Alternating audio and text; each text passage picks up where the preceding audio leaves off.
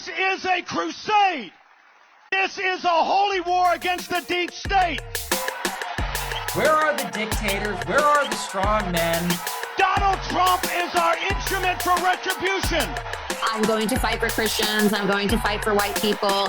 They have the Great Reset. We have the Great Awakening. And why shouldn't I root for Russia? Because I am. I want to see these people go through misery because of their grooming against our children. After the assailant entered the home asking, "Where's Nancy?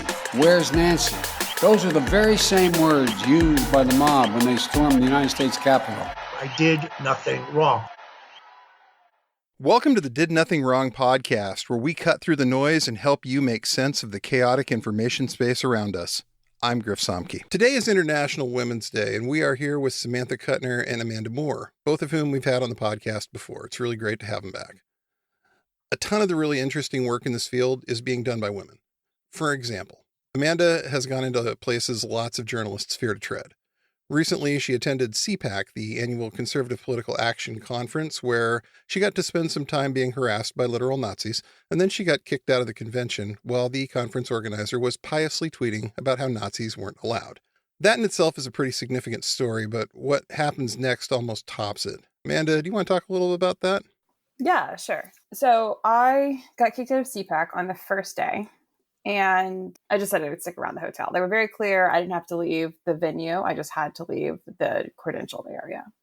So I sat in the gala to the lobby for each day. On the second day, this guy named Ryan Sanchez, who I've written about in the past, or whose friends who I've written about in the past, and really him, came up to me. Him and his Nazi friends were hanging around my table, my little lobby desk for like 40 minutes. And at some point, Ryan decided to take a photo. And during the course of that photo, unbeknownst to me, I had my head down with my middle finger up. He did a Hitler salute.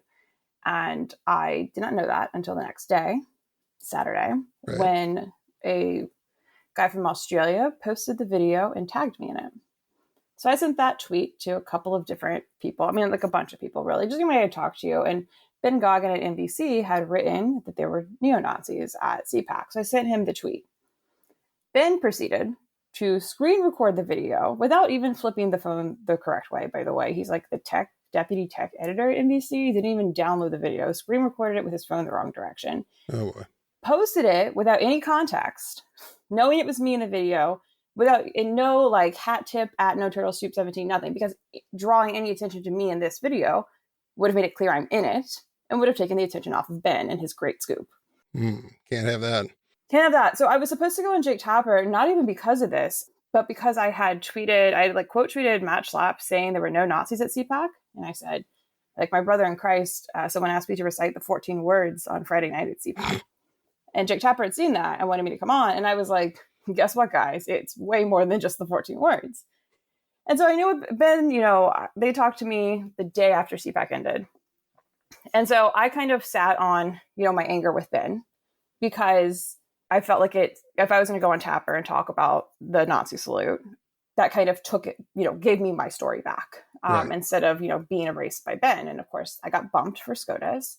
And so I decided that night that I would directly confront Ben, which was not my preferred method of dealing with this, but it is what I did. And he did not like that.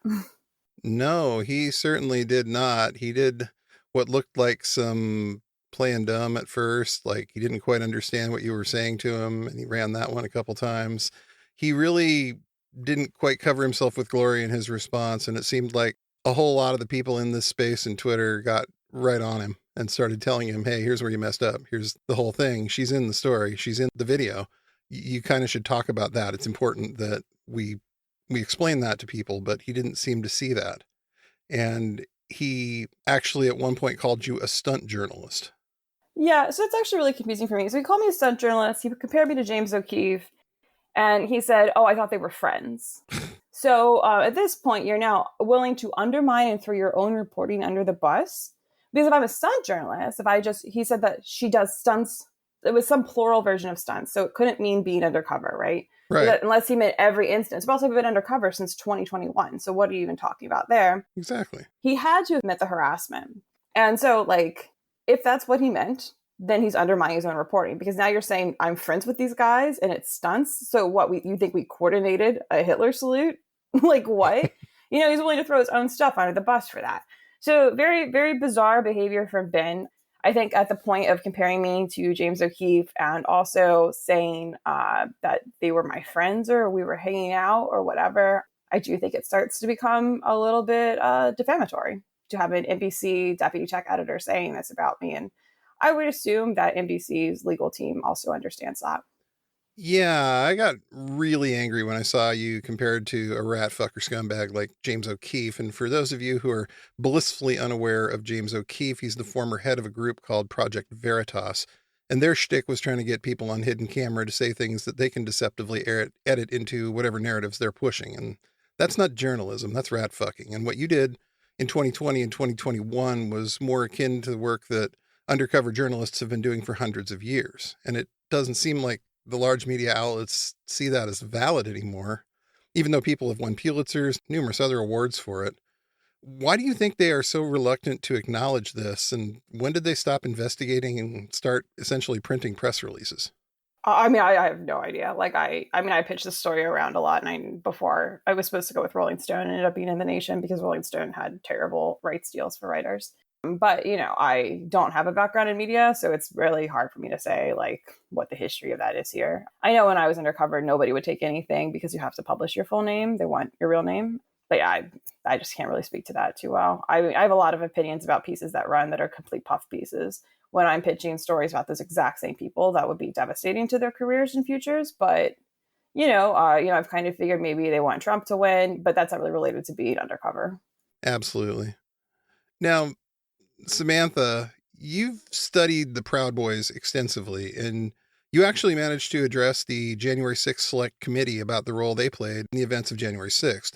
You also co-founded a company called Glitterpill, which came into being to address the threat of violent actors using technology to recruit and plan attacks. Now, recently you restarted your Proud Boys Whisperer website. What motivated that? Oh, well, it's kind of the same thing as when the first website started. I had left the nonprofit space and I said, I have no idea like what the path forward looks like, but the only thing within my integrity to control and maintain and like allow me to sleep at night is what I create and what I want to see in the world and what I want to see for people. And that started out of a desire to connect, continue work helping facilitate disengagement with Proud Boys and embracing kind of absurdism in this space and this field because it's such like the Wild West and super unregulated. Also on Monday, I'm also not really a fan of directly confronting like people in my field. With Proud Boys, it's just rapport building. But with people in my field, you don't expect it. On Monday, I reached out to my team in Slack and I said, hey, I appear to not be invited to our regular weekly check-in. Can someone please add me back? And I got a very bizarre cease and desist letter from my co-founder that said I was not to reference Glitterpill LLC in any capacity in way, shape, and form, that I was to remove my signature from one of our largest consulting contracts that we have, and a bunch of other things that were very bizarre and very shocking. And then I told my co-founder, the last thing I told him in our group was, we're 50 partners. You can't unilaterally make decisions like this. And he used his access to the tech infrastructure to remove me from Slack, to remove me from all of the workspaces where I was creating all of the products, the emails where I was establishing partnerships and connections with others. About 2 weeks prior, which is another layer to it, he asked me to create a unified plan for the Glitterpill community and Glitterpill LLC. And I did that, and now everything that I created for the revival of this community is no longer something I have access to. And then there was just a blanket statement issued by the Twitter accounts and the Blue Sky accounts of Glitterpill LLC that just said Samantha is no longer a member. And and I'm like, okay, well, at this point, let me check the LLC records and registrations, and we are still legally 50-50 partners. So yeah, this is someone who basically used my desire to create a wholesome healing space and work that was sustainable. All of a sudden, he just sort of decided that you weren't involved in it anymore, it sounds like, just unilaterally. And it's one thing to like want to build a company and want, profits, whatever, but it's another thing to want to appropriate something you don't have the capacity, the heart, and the soul to represent. Like, I founded a community that genuinely has been for years, like been a wholesome healing space for people. And it's work that's part of my life's work. And I'll never stop doing that. Like even today, I was emailed by people. I'm in a working group for Eradicate Hate called Protecting the Protectors. And they're like, given recent events, we'd understand if you didn't feel up to attending. And I'm like, no, like you don't build resilience by thinking about things in the abstract and like in isolation. Like you build them by coming into contact with all these things that any one thing would break your spirit, and like you transcend that. And then hopefully if you transcend that, you and others can help pave the way for more people, so things like this, it never happens to them again. Yeah. And it was really shocking when I heard about that because, again, it was very obvious, at least where I'm sitting, the glitter pill was kind of your idea. This was your branding. You'd been using this for years. So the idea that all of a sudden you can just be removed with a couple of tweets just didn't really strike me as realistic. Has he addressed this at all with you? No, he hasn't responded to anything. He hasn't responded to me saying, hey, this is the most cowardly shit I've ever seen in my entire life. And I think there's a level of entitlement to, I guess, my work. And I guess, by extension, I'm not trying to make it a woman's issue, but there's something about women in the space where men just are like, oh, mine. Like, that's mine now. Like, there's just no, like, like there's not a lot of thought or consideration. It's just, I don't know what you want to call it. If you want to call it like epistemological dominance, or like the need to be like the gatekeeper of the space or the one representing. When I was working with former extremists who had an egotistical kind of bent, it was like wanting to be the public face of the one to solve terrorism, as if that could ever be like a tangible goal. It's a very weird thing in altruistic space that is emerging and cutting edge that doesn't have a set of unified standards in place. Like this stuff is like way past me or anybody. This stuff will just keep continuing to happen until some shared form of standards, practices, accountability measures get put into place to protect everyone in the space, not just women, but everybody. Right. It's one thing Michael Hayden said when we had him on the podcast, that we were talking about things that we wish we had seen differently, things that we might have, gotten wrong. And his was, he didn't realize how much of it was all tied to misogyny until he started really digging into it and realizing that that's the common thread here.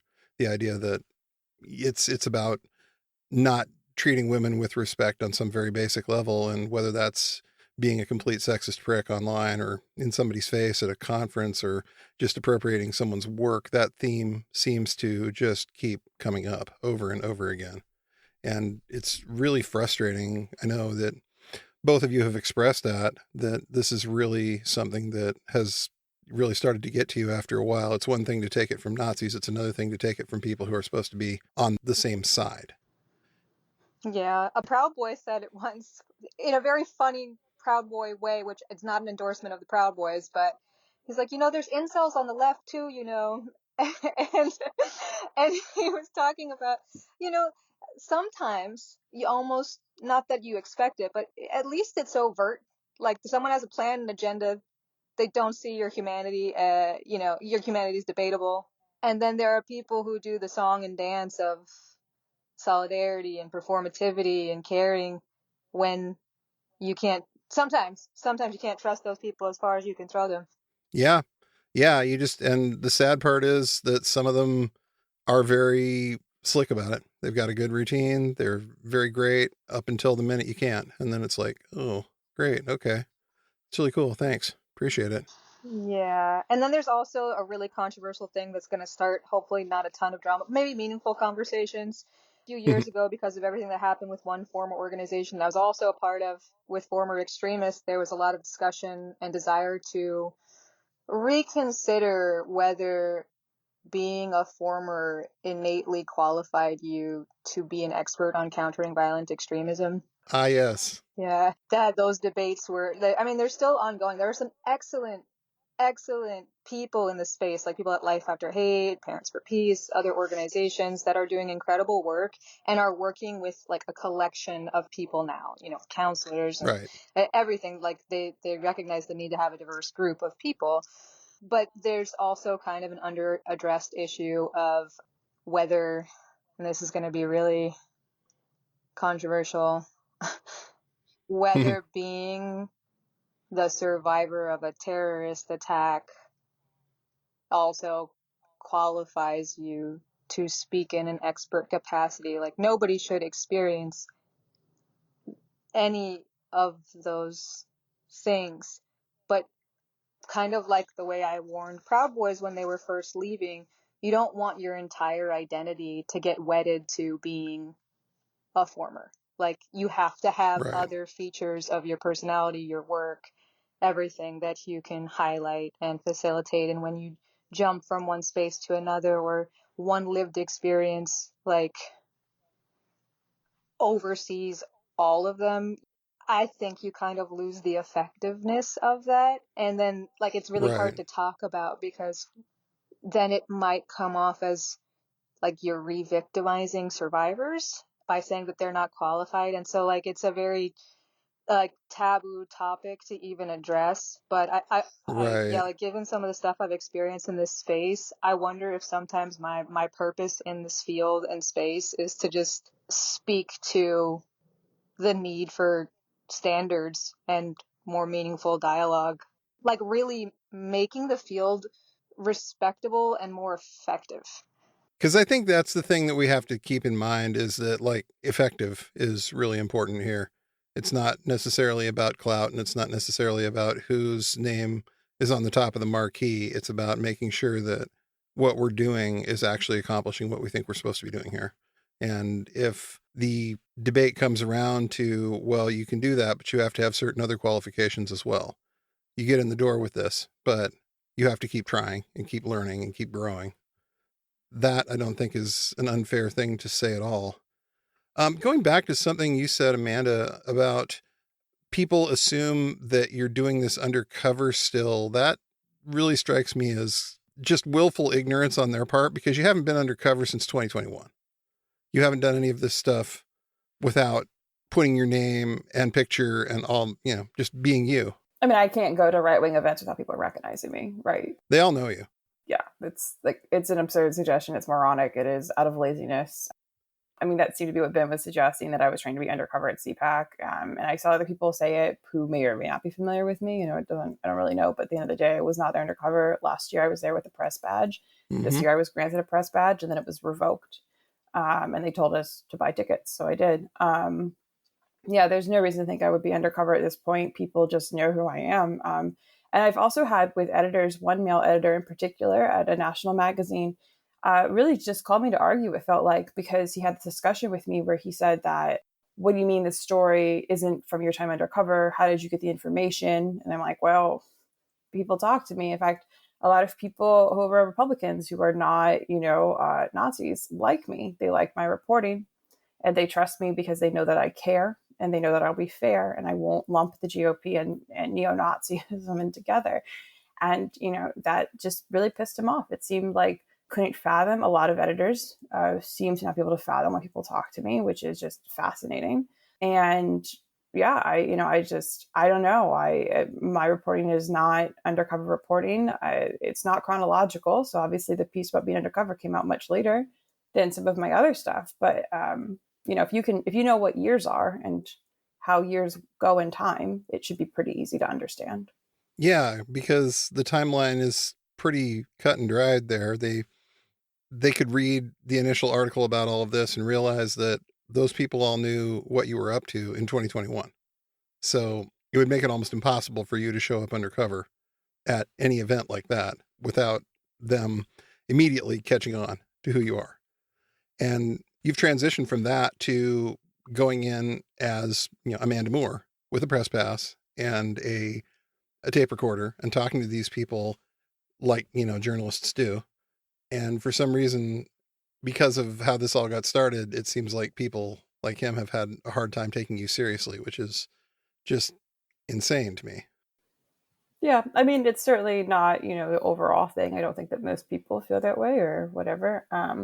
But among a subset of people who appear to have a great deal of misogyny, yeah, that is it. It's like, maybe if you're going to call me and interrogate me about why I went undercover, when there's an article you can read about it, and you're going to demand to know people talk to me, hey, maybe it's because I'm not a fucking asshole. Have you tried being not a fucking asshole? Like, Makes you wonder. Yeah. It does get an amazing amount of results talking to people and just sort of being a human being about it. They do sometimes tend to talk to you, and doesn't always turn into an argument. And I think a lot of that is because guys like that editor you're talking about are kind of unfamiliar, I think, with the people involved. And you've got a background growing up around these people. So for you, you know how to talk to them because you grew up around these people and you know that well, I didn't grow up around neo-Nazis. No, well, not around neo-Nazis, but around conservatives. I mean, yeah, it's like my dad is. My mom voted for Clinton, and my mom did not vote for Clinton. My mom voted for Obama twice and then voted for Trump. But I grew up like that, but I don't really think like that is the issue, right? Like, I think a lot of it is these people just aren't good at talking to humans. They spend their entire lives in these bubbles. They go to these, Ivy League schools. They go to fancy J schools, and they only ever know people who are just like them.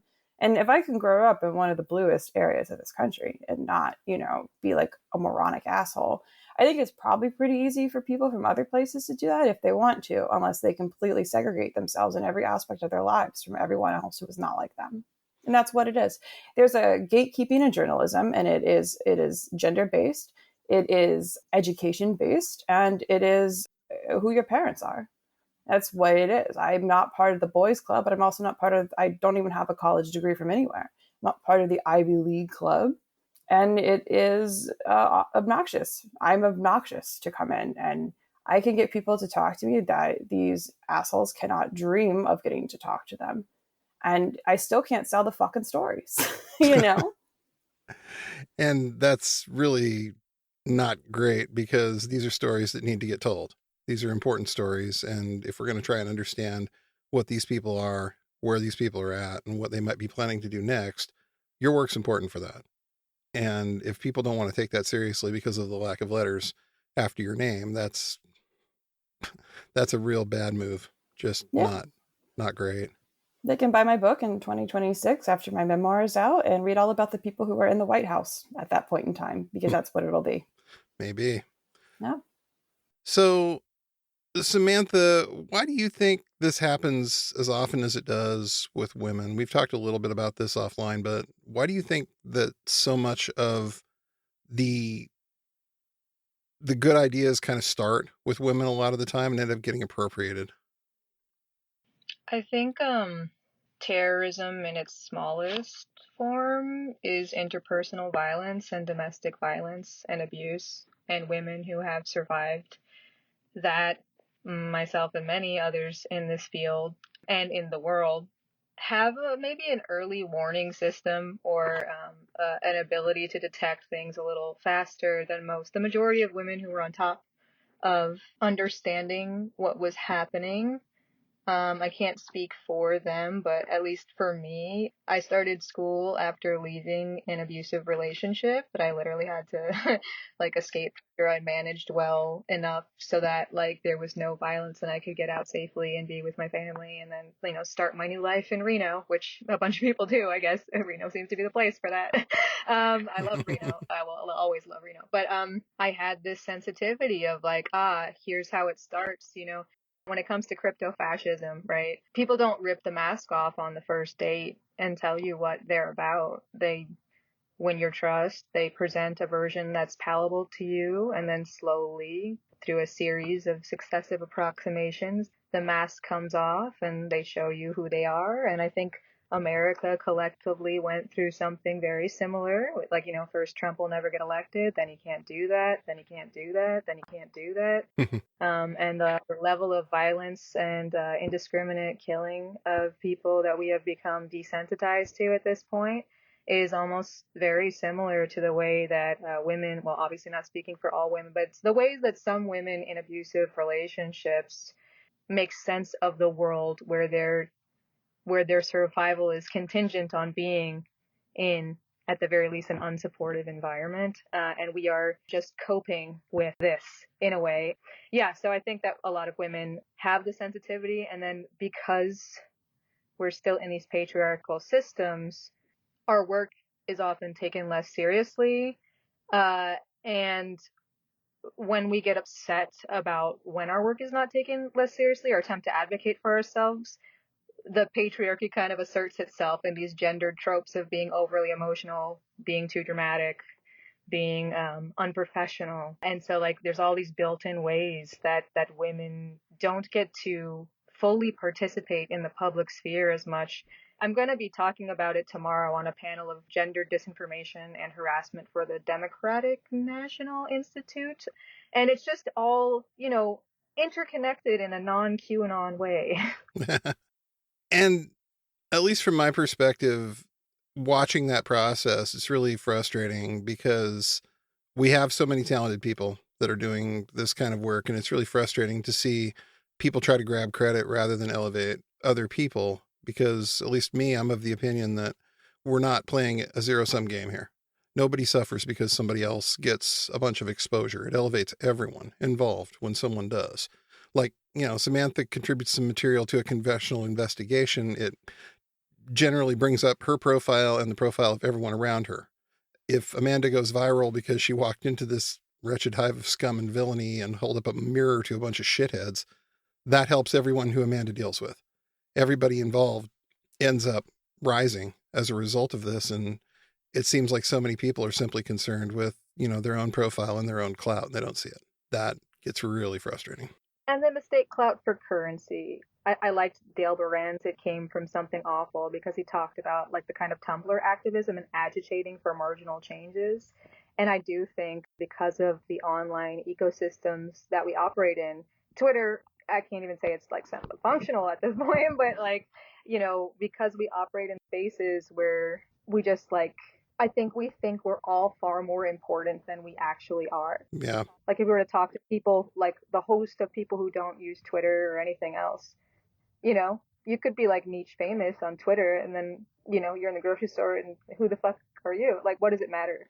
Exactly. You could be well known enough to get targeted and mass harassed and pushed out of the space, which is often the type of clout that women get. Right. And then kind of come in after and they're like, all right, let's talk about these things they were talking about years ago. And that's a whole other thing. But anyway. So, Amanda, what do you have going coming up? What kind of projects are you working on? You mentioned a memoir. I'm fucking done. Yeah, I'm done. I'm not doing this shit anymore. This is crazy. I literally cannot do this anymore. I don't care about the Nazis sick highly on me. I don't care about the Nazis harassing me in person. I don't give a fuck about any of that. I don't care about the posting my address. But I just, it's wall after wall after wall. So I'm done. I'm done with journalism. I do not see a future for me in this. And enjoy the Nazis. I'm going to write my memoir. I'm going to fuck on off out of the country. That's my plan today. Maybe it'll be different tomorrow. But, I just, what's the point? This is just lunacy to continue trying. I'm a hobbyist with a diary. Wow. Yeah, I can't blame you. I mean, at some point you get to a point where I've done the same thing over and over again, and people are just not responding and not reactive to this. And you get to a point where you're like, screw it. I've got other things I can do. I can go off and, have a different life. I don't need to do this anymore. I could put this all in a book and just sell it later. And, for me, a book deal's not a fucking problem. For most people in this field, it's a problem, but for me, it's not. So that's what I can do. I can shove it all in a book with my memoir, or try to get someone to get me a 2-book deal and say, agents, whoever can do 2 books, that's who I'll go with. Because this is just not sustainable. I literally cannot do this. I don't care. I cannot stress enough. The Nazis have never bothered me. It doesn't bother me. Cameras in my faces, none of it bothers me. And I think I'm pretty not representative in that way, in how much it doesn't bother me. Yeah, because you've dealt with this for years, and your body of work speaks for itself on whether it bothers you or not. Yeah, but I mean, a lot of journalists, it really bothers them, especially women. It's really hard, and that's why I try to be so outspoken about it, because it really doesn't bother me. I really don't care. You want to call me ugly? Great. Quote tweet you. Let's go. I don't give a fuck. None of it bothers me. Groyper's going to my face and tell me how ugly I am, how awful I am. I don't care. It doesn't bother me at all. And I know a lot of women, even ones who were in this field for many years, it bothers them quite a bit. So, I think it's a bummer. I think it's a bummer if I can't do this anymore, if I have to hold everything, internally and put it in a book when it's kind of too late to do much about it. But that's what people want. So that's what I'm fucking giving them. I mean, hopefully tomorrow I feel different, but right now I just don't. This is not sustainable for me. The politics of journalism are not sustainable for me. Right. Samantha, you mentioned that you are currently speaking on a panel about this. And what do you have coming up after that? You're putting up the Proud Boys website again, proudboyswhisperer.com, I believe it was. Yeah, I find myself in a very similar position as I did in 2019 when I realized that it's not just scarcity of resources and competition and women being pushed from the public sphere. It's everyone gesturing towards things that sound nice but don't really affect tangible, meaningful change. And I've always been of the opinion that the only way to get right with the world or do good work in the world is to get right with yourself. And I hope that the revived glitter pill community that I've had for years becomes again that wholesome space where people can really just process and do whatever the work looks like for them in a supportive space. That is literally all I care about at this point, because I am someone who loves nurturing the creative spirit. And I think that even Glitter Pill LLC is a reflection of that. And I will reclaim that for myself and for the community that I believe in enough to continue to go through this shit. And I try to make things better for as many women as I can in the space. And I genuinely want to do more advocacy work to make sure that these things, at some point in the very near future, don't happen again. I don't know what that looks like. But for me, I'm just going to continue doing everything that I did that built the business that I will 100% not support if it goes on this weird trajectory, because it no longer, as soon as I was kicked out of all of those spaces, it stopped being Glitter Pill. Right. Also, it'd be hilarious if I supplemented my countering violent extremism research career with dancing. I'm on, normally it's the other way around, but I've never stopped dancing. I'm on a semi-pro team, and that stuff grounds me and centers me. So I think you'll probably see me embrace more creative arts and creative healing. My original goal in life was to become a dance therapist, and I definitely see a very roundabout way coming back to that, even as it is a very weird trajectory to begin with, to go from wanting to be a dance therapist to getting into this work and field.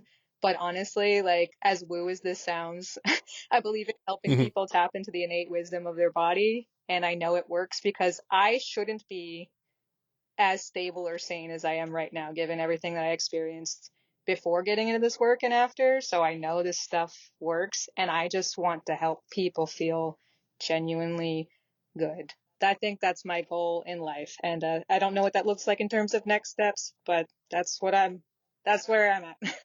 Well, thank you both of you for taking the time to talk to me today. I wish that it was under better circumstances, but you've both made really valuable contributions to this thing we're all doing. And I hope that continues. I hope that somehow they figure out what they're losing when they lose somebody like an Amanda Moore, that somebody turns around and says, that was a mistake. That didn't have to happen.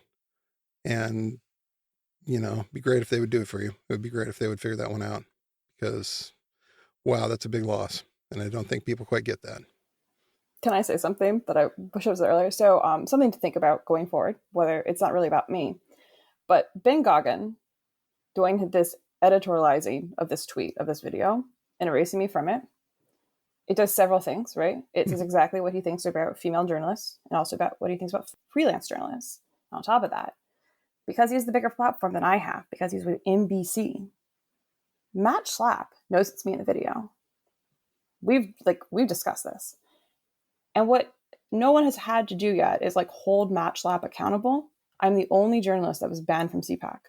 Other people had their media credentials revoked, but they were allowed to purchase tickets. I'm the only one who was not allowed in. So why is MatchLab apparently okay with neo-Nazi henchmen harassing the one journalist that he's also targeted? It's a great question, and it's one that no one will ever ask, because the person who had all of the power, who had all of the platform and all of the resources, who shared the video, who stole that video and shared it, never bothered to ask. So that's what you can expect when you're looking at your media consumption from people who are covering this beat who don't know what the fuck they're doing. You know what I mean? And like, that is very bleak. It's very bleak. It's an election year. Yeah. Yeah. And that's what we're going to get.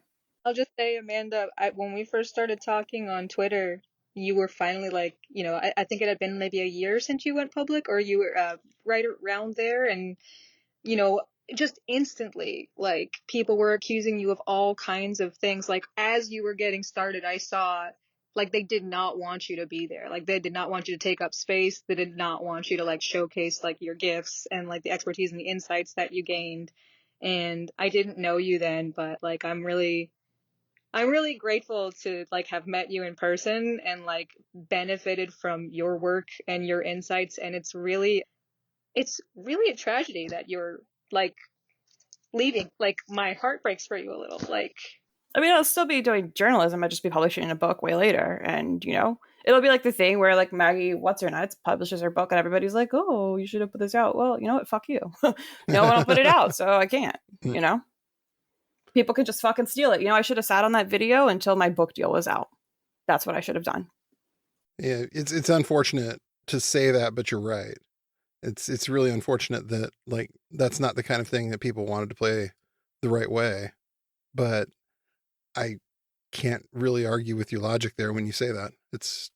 Makes a lot more sense. That's how people are going to be.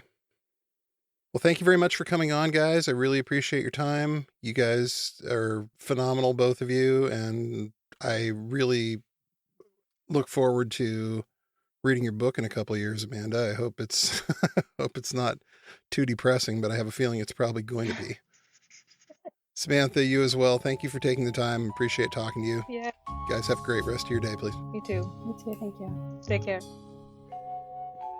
Thanks for listening to the Did Nothing Wrong podcast. If you want to hear more, you can find us on the web at didnothingwrongpod.com. Please make sure you subscribe to get our content straight into your inbox. You can also follow us on Twitter at GrizaBJJ, GRZABJJ, as well as DNWPod. We're extremely grateful for paid subscriptions and donations that allow us to keep doing this important work. Thanks, and remember, everyone mentioned did nothing wrong.